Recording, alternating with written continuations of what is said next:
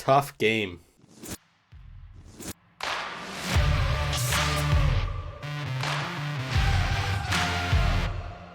Welcome back to Defending Football. Thank you guys so much for watching. I just want to say before the video, I really appreciate all my subscribers, especially people that comment and like the video, of course. And I'm glad you're into the UFL because I love it. But today we're talking about the DC Defenders versus San Antonio Brahmas game. And I want to touch on a few points of why the Defenders did not come out on top in that game. So obviously the final score was 27-12. The Defenders did not score an official touchdown in the game, and the Brahmas looked very good. And this is not to take anything away from the Brahmas, but my first point is a defensive disaster. Later in the game, we did settle down and stop San Antonio, but early on, they were doing whatever they wanted. We ended up allowing 270 yards of offense, 3 passing touchdowns, and a rushing touchdown. And San Antonio converted a lot of their point after attempts as well.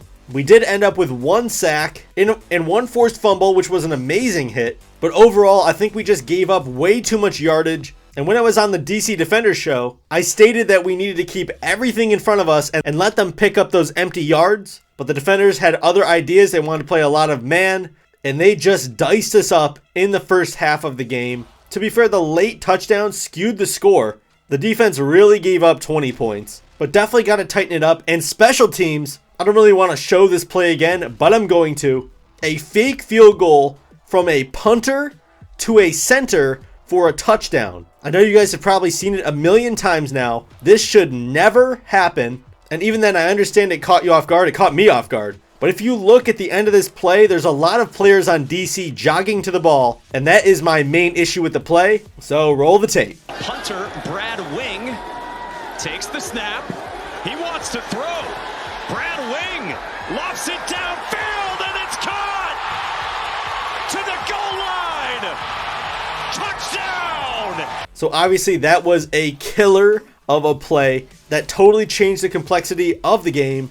Obviously, San Antonio had a great game plan for us, and Chase Garbers played way better than I thought, but we will see them again. And credit to Greg Williams for adjusting in the second half. I got to give him credit. But offensively, my main issue with offense, run the damn ball. Cameron Harris had 8 carries for 21 yards, only 8 carries. Guys, we did not run the ball enough. I know we were down in the game. That's probably a big reason why we didn't run. But we still need to understand we have to be able to set the tone on offense. Our offense seemed kind of soft because we weren't being physical. We were dropping back, passing so much. It's hard to get a rhythm and a physicality. So I think leaning into the run is going to be very important for success this week against Houston. But the thing is, you don't have to just line up and run. You can do some creative stuff. We have a lot of speedy players and versatile players on our offense, our quarterbacks, our running backs, and Puka Williams. Kiki QT, we could do things with him. He looked very good, by the way. So I think you just need to get a little bit more multiple in the run game. You don't have to do what you did with Abram and just go line up,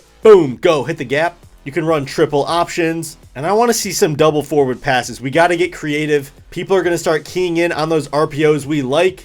And you could see they were trying to do that in this game. So just get a little more creative, and you got to set the tone running the ball at least a little bit, guys. I have no problem with Te'amu in this game except for one throw, and we know what it was. But I'll get to that in a minute. Besides that, he leads the league in passing, which is pretty cool. The problem was he was always put in bad situations on the offense. Penalties killed us in this game, bringing us behind the sticks. We do something positive, take it back.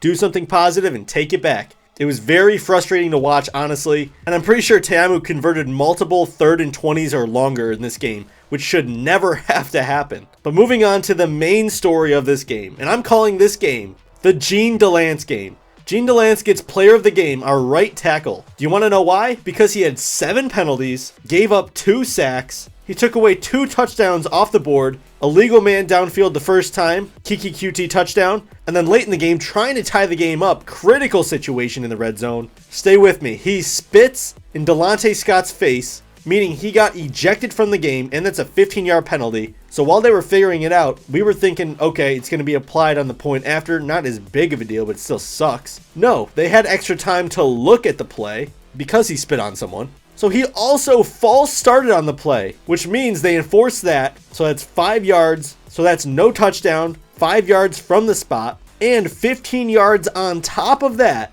Instead of a touchdown looking to tie the game, instead it's 1st and goal from the 30-yard line. What? When I was watching this game, I could not believe what I just saw. And not only did it take points off the board, it got Jordan Ta'amu injured as well. Say what you want, but having your right tackle be forced out of the game and have another lineman come in there confuses the O-line, and poor Ta'amu's back there trying to throw the ball. He gets the ball knocked out of his hand, picks it up, trying to throw it quick, gets smacked, gets knocked out of the game. Francois has to come in for a play or two. Ta'amu rushes back to get in the game. I don't think he was fully okay to go in yet. And his first pass is intercepted. He throws an out route, too late, intercepted, and the Brahmas take it all the way back like 80-something yards. And in that moment, the game was sealed. But all of this was because of Jean Delance. That interception never happens. Ta'amu never gets hurt. We would have had points earlier in the game. There's so many situations where we could have actually squeaked this win out.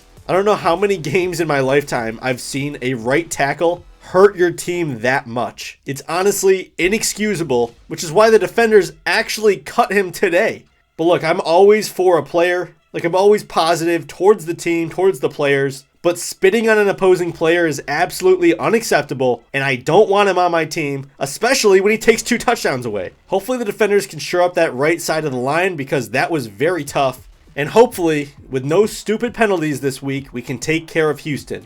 But I do want to put a few positives out there. Kiki QT looked good. Ta'amu really slinged 2 awesome touchdown passes. You got to think, if he hits those touchdown passes, he never gets injured, and that interception never has a chance to go. So he's probably got a 2 touchdown, 0 interception game, a clean game. But otherwise, I love this team. I think we're going to do great things this year. It's just one game, guys. You got to relax. And I think we'll be 1-1 this time next week. Let me know your thoughts down below. As a DC Defenders fan or UFL fan, please subscribe to this channel. Anything to help the UFL. So I'm going to get out of here. And for the love of football, defend football, baby.